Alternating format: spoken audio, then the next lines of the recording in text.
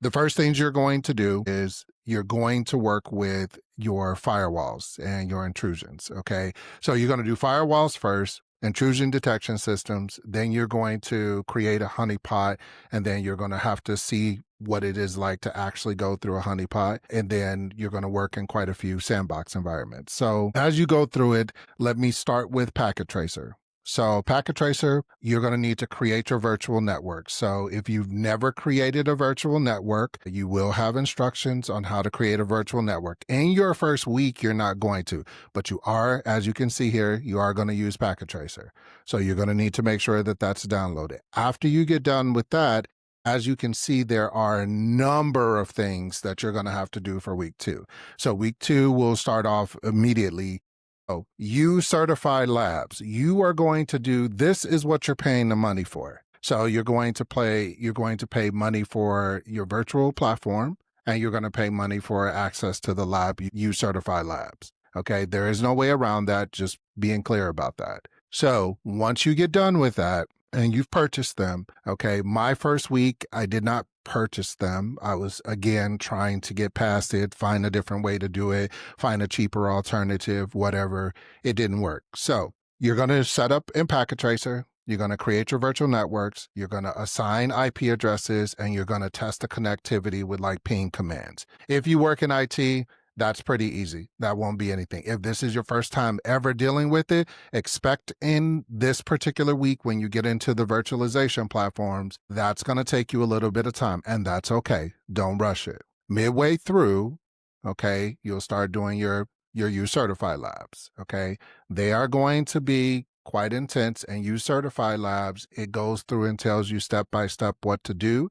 And then at the very end of them, you need to make sure that you're submitting your work. There were often times where I got done with it, but didn't submit it, and then had to go back and submit it later because it's an extra button.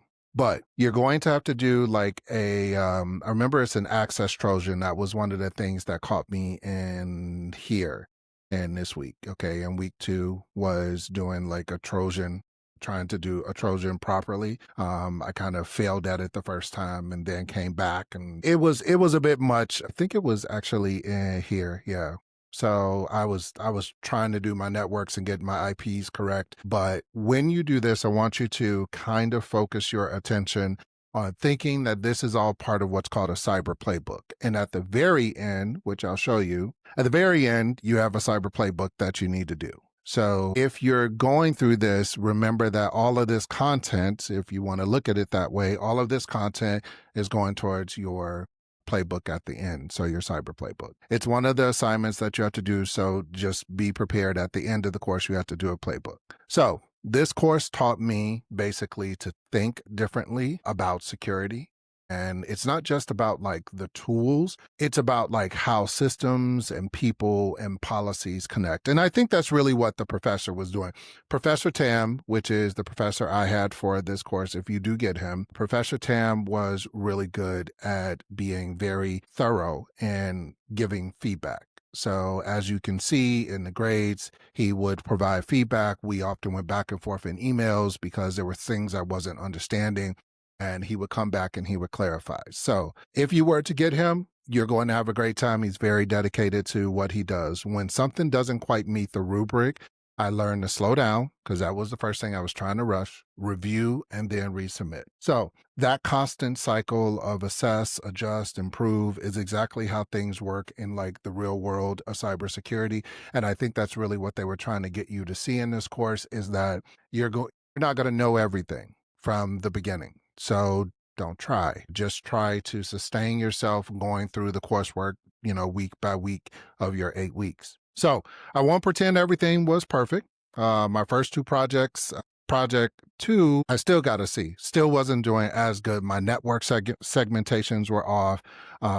But by the time I made it to project 3, I aced project 3. I had figured out the rhythm. I had learned to plan. I had learned to document, because I wasn't documenting stuff through. I was really just trying to rush through it. So I'm just telling you, if you're looking at this and you're considering, like just kind of going through the motions, you're not going to be able to just go through the motions in this one. It's intended for you not to do that. So Here's what worked best for me, okay? On the packet tracer side, using packet tracer for your GN S3 networks, okay? Those simulations, using packet tracer for that. Doing your labs and uCertify, obviously they're part of your coursework, but it is also important for you to understand why you need to do it. So for me, I use Notion. So that's where I track my projects and keep all of my notes. In case you are interested in using Notion, Notion does have a student side of Notion, so you can get Notion for a cheaper price if you choose to do that. I use Todoist. That's how I kept all of my projects in order. I use Todoist.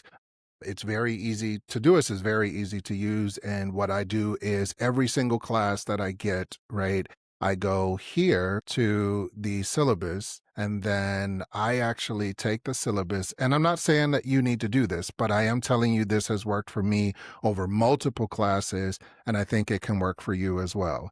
So I always go through the syllabus, and I always take and I do my breakdown just like this. So I just take these. Every discussion is done on a Wednesday because discussions are due on Thursday. I always do them on Wednesday. Final projects are due on Sunday.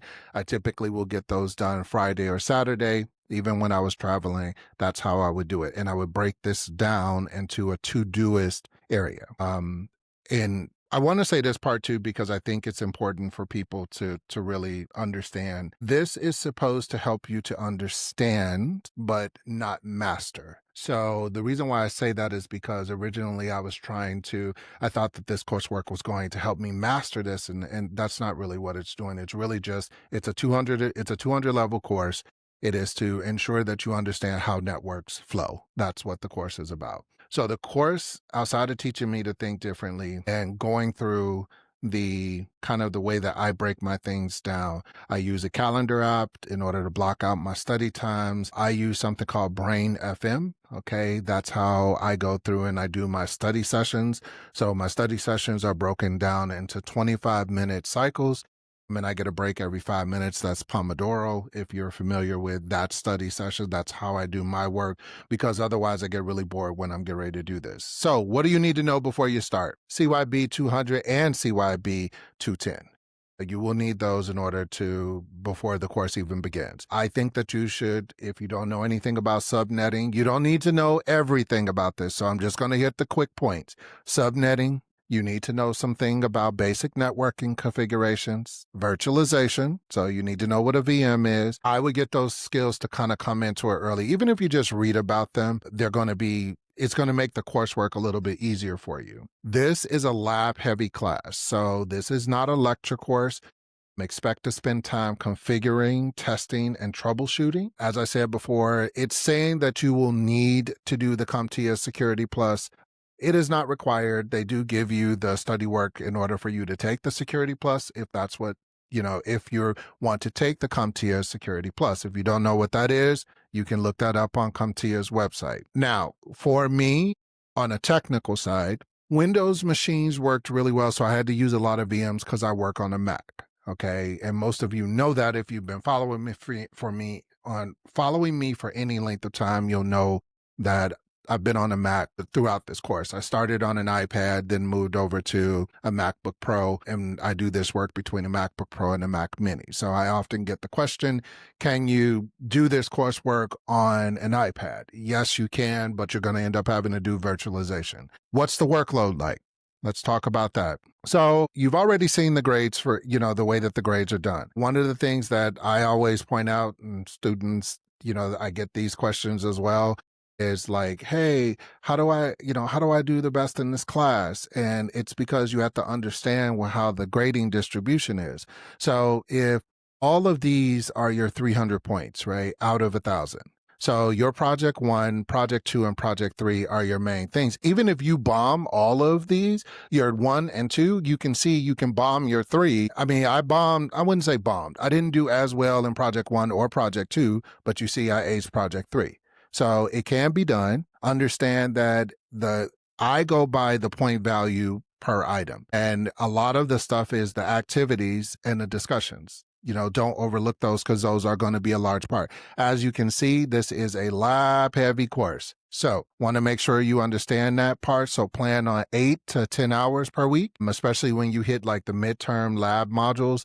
Late work can be submitted up to 1 week after the due date, but you're going to get a 10% penalty. And trust me, I had a business trip and I needed to do that. This came in handy. That 10% penalty, that's a large part of why my grade was so low on my projects, was because of that. Couple of final things. SNHU, they want to make sure that you understand that the school does emphasize diversity, equity, and inclusion. And when I say that, that is because a lot of the discussion posts and things, the teachers are specific about that. You can use AI tools. I get that question all the time. Okay, you can use it for brainstorming or organizing your ideas as long as you cite them properly. Okay. Keep in mind that the system that is used by SNHU is called Turnitin. So if you are planning to use an AI model, okay, do understand that this is going to go through Turnitin to verify if that was copied. And if you don't know how to cite, you're going to have to learn how to cite your content. Okay. So here are my tips for success through this classwork. Treat every lab like a real network deployment. Take detailed notes, screenshots, because trust me, you're going to need them. Keep a running Cyber Playbook. Okay, I just kept mine in a Google Doc. It made it very easy for me to just go through at the end of the coursework and put it together. Ask questions early. Okay, in my case, Professor Tim was great about responding within a day. So I didn't have to worry about, a whole entire week. He was very conversational with me. Expect trial and error. Okay, that's how you really are going to learn network defense. You're really not going to learn it just trying to go with the perfect mindset. And pace yourself. One module at a time is the best way to stay consistent. So here are my closing thoughts. Looking back over CYB-220, it was one of the most practical courses I've taken so far at SNHU. It taught me how to think like both a attacker and a defender, okay, and how to anticipate problems. That was the big thing that I took away from it, was how do you anticipate the problem to stay ahead of it. It also confirmed that the direction that I am heading into, which is cyber psychology, which is kind of the cross of human behavior meets technology. If you are about to start this class, let me say this: go in ready to experiment, be ready to document, and to learn by doing. Okay, you'll come out of this not just with a new set of skills, but a really deeper understanding of what it means to protect the system and the people that depend on it. Thank you for listening to me. I appreciate it. If you're taking a class soon, I hope this gives you a head start. Good luck, and I'll see you in the next course. If there's questions that you have, leave those below. I will be happy to answer them. If you know me or you know my content, then I'll be happy to get back to you as soon as I can. I appreciate your time. Take care.